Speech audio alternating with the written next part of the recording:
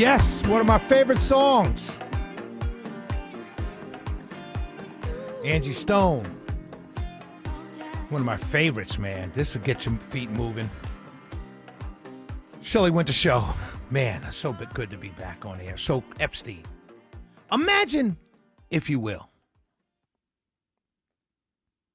a political party ignoring a story for years.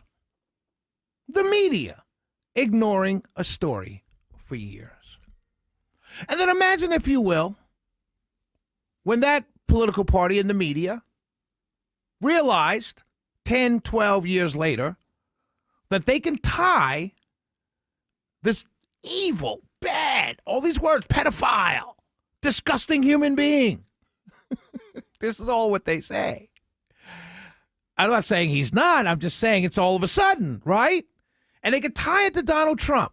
And now all of a sudden they're supposed to make us believe that in 2025, after charging this man with rape, after going after his family, after raiding his home, after saying that he overinflated the value of his home, 34 fell, all of this took a shot at the man. They now have evidence, and I'm doing air quotes, that he did something wrong with teenage girls.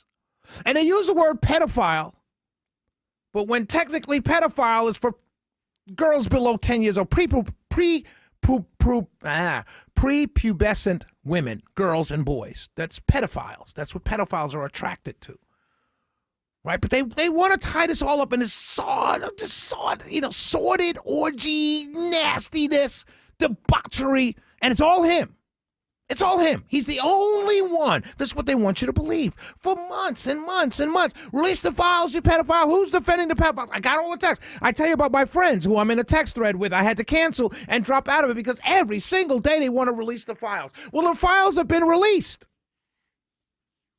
And as I read through the files that I can get through, that I've seen, that people have sent me, not a meme. Actually, hey, Shelley, you seen this one? I realized several things, and I want to walk you through those several things right now. One, these people, all of them, the New York Times, Michael Wolff, Michael Wolff, the guy that's always on TV pushing some anti-Trump book, that guy, right? That guy. This dude actually told Jeffrey Epstein how to play both sides of the fence in dealing with Donald Trump when he was running for office in 2016. You can't make this up, my friends. But everyone is supposed to believe that Donald Trump is the only person involved.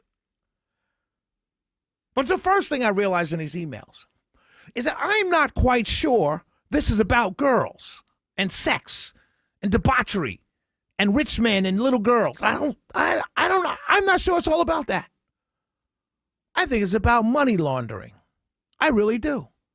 This guy's not a financial advisor. Wes Moss is a financial advisor, and a damn good one as well. But you go and you call up Wes Moss and you say, hey, Wes, man, I've got a 401k or I've gotten a raise and I'd like you to manage my money or invest my money. And you send it to him. And that's what he does.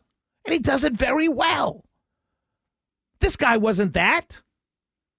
This guy never made a trade. There's no evidence of a trade that Jeffrey Epstein ever made for someone. So don't listen to anybody that tells you he made a lot of money for people, because he didn't. He took a lot of money from people, and then what happened to it? That's the question, my friends. You see, by all accounts, this guy was very good at hiding money. So now the question becomes, are we being steered off to look at the girls. Oh, my God. Now, let me stop right there and say something. I am not minimizing these women as victims. I am not doing that at all. These women are victims. They are victims. We know that. And I'm not minimizing their pain. I'm not taking away sympathy for them. I'm merely telling you that there's something else here besides those women, those poor women that were mistreated. I'm telling you, follow the money. These people were involved in hiding tens and hundreds of millions of dollars. And that's why I didn't want these emails to come out. That's the first thing I noticed with these emails. The second thing that I noticed with these emails is that if you were to hire Wes Moss to be your financial advisor, you would talk to him as a peer or almost as an employee. There's no disrespect. If you hire a lawyer, my cousin Vincent is my cousin, but let's say I just hired a lawyer to be my lawyer. He's my employee, actually. I'm paying him to be my lawyer. I wouldn't talk to my lawyer as a boss.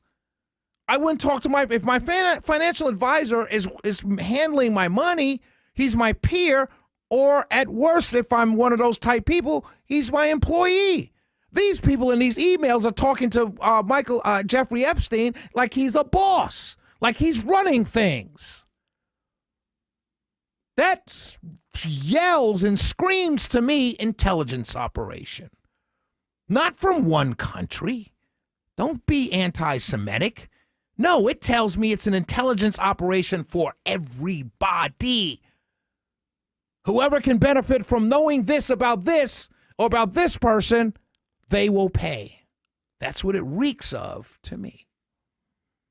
And the third thing that jumps out at me, that right now, as I'm speaking to you at 7:43, and I believe it's only going to get worse, not for any particular person, for everybody involved.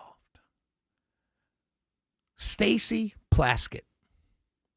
This woman is a delegate. She doesn't even cast a vote in Congress. She's a delegate for the U.S. Virgin Islands. Well, she did a lot of business. I say business, you call it what you will. But Jeffrey Epstein, I don't know anybody you're texting while they're at work, feeding questions while they're at work, unless there's some kind of financial arrangement or intimacy going on, allegedly. I'm just telling you what I know. I'm from New York City. I grew up in Harlem, New York. I see things that other people don't. Okay? It's interesting to me that throughout all of this media outcry, Democrat, Wushko, we need Trump, that the person so far that seemingly has the dirtiest hands is an African-American woman from the Virgin Islands who can't even cast a vote in Congress. That, to me, tells me that this runs way deep, and it's about the money. It's about the money. And if you follow the money, you'll see why all of these people are running so scared. We'll be right back. It's the Shelley Winter Show. 404-872-0750, 1-800-WSB-TALK. But I will tell you this, my friends. Donald Trump ain't worried. Because he dragged you into this fight and made you scream for the evidence that points at you. Genius. We'll be right back.